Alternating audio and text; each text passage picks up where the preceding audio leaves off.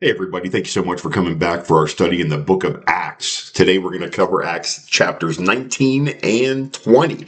I hope you are learning much. And of course, as I spoke to last week, from this point on, or from two chapters ago on, we're going to be covering a lot about where Paul went.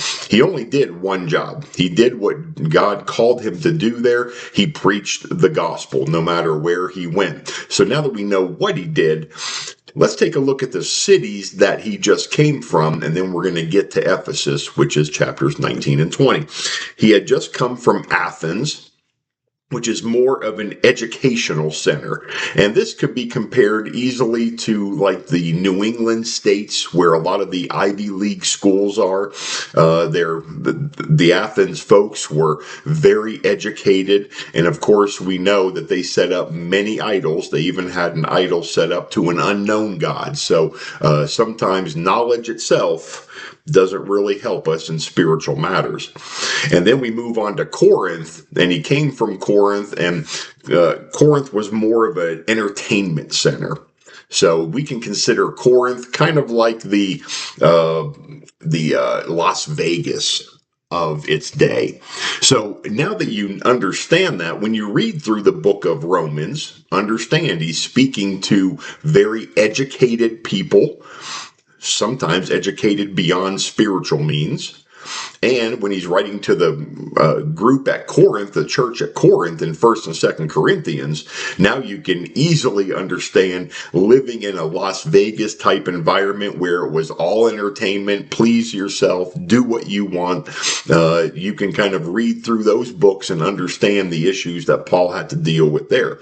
But now we get into Acts 19 and 20, and here we find Ephesus. Ephesus was a shopping and fashion center. It was a center hub of where people would go to spend money and buy rare things. And so that I would compare more to New York City. The Manhattan district, that area, where it was just a lot of people. It was right close to the seaside, so they had a lot of shipping containers that would come in and bring goods from around the world.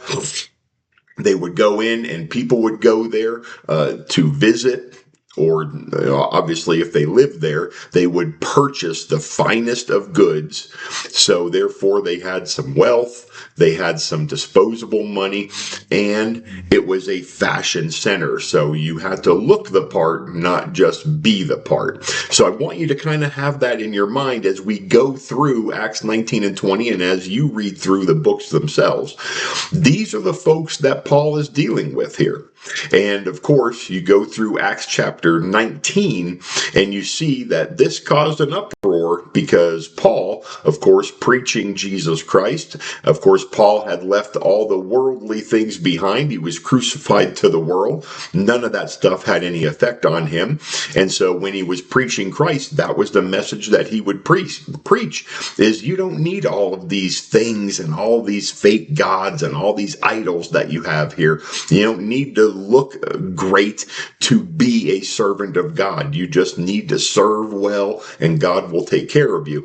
Well, this did not please Demetrius, who was a silversmith. Their god in Ephesus was the goddess Diana. And of course, Demetrius was a seller of those wares. And you'll read in Acts chapter 19, Paul was imprisoned and there was quite the uproar in the city with what Paul had done. You know what, the reason I love Paul is everywhere he goes, it's a revival or a riot. That's it. There's only two things that ever happened. Wherever Paul went, they would have a revival and they would turn to Christ, or they would riot and try to kill him. Some actually did kill him, but then he got carried out of the city and God brought him back. So that is so that is really the rest of Acts chapter 19.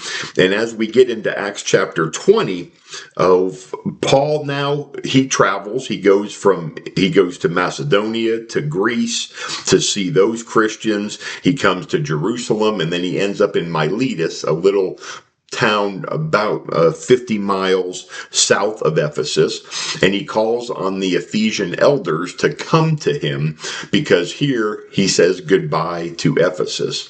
And this is the last time he will make it back because obviously he is making his way back to Rome to stand before Caesar. We're going to see that here eventually. So for Acts chapter 20, it's a very touching scene where Paul was in Ephesus for 3 years. He built the church there. Obviously, you read the letter of Ephesus, you read the letter to the church of Ephesus, and you will see the emphasis and the passion that he had for these people. And here he says goodbye to the elders. They have a very tender moment, and then Paul goes on his way. What I do want to recall in your mind is, if you skip all the way from Ephesus, so now Paul started a church there. The elders were sad to see him go. The church was thriving. But then we go years later, all the way to the book of Revelation, Revelation 2, 1 through 7. He is writing, of course, Jesus himself now is writing to the church at Ephesus, the church that Paul had started. And you will find out this is the church that had left their first love. They fell back into worldliness. They fell back into they were enthralled with the things of the world. And this is where the church lost its light. It lost its light, it lost its way, and eventually the candlestick was removed and the church shut down. Beware. You could be strong today, but we need God to walk consistently. We need God to walk with us right now and years into the future, because the world is never going to stop attacking and trying to drag you away. We can learn a lot from Acts chapter 19 and Acts chapter 20. I hope you enjoyed this lesson. Come on back next week. Hit the like button, hit the subscribe button, send this out to your friends. Let's grow the channel and let's give God the glory. Till we talk again.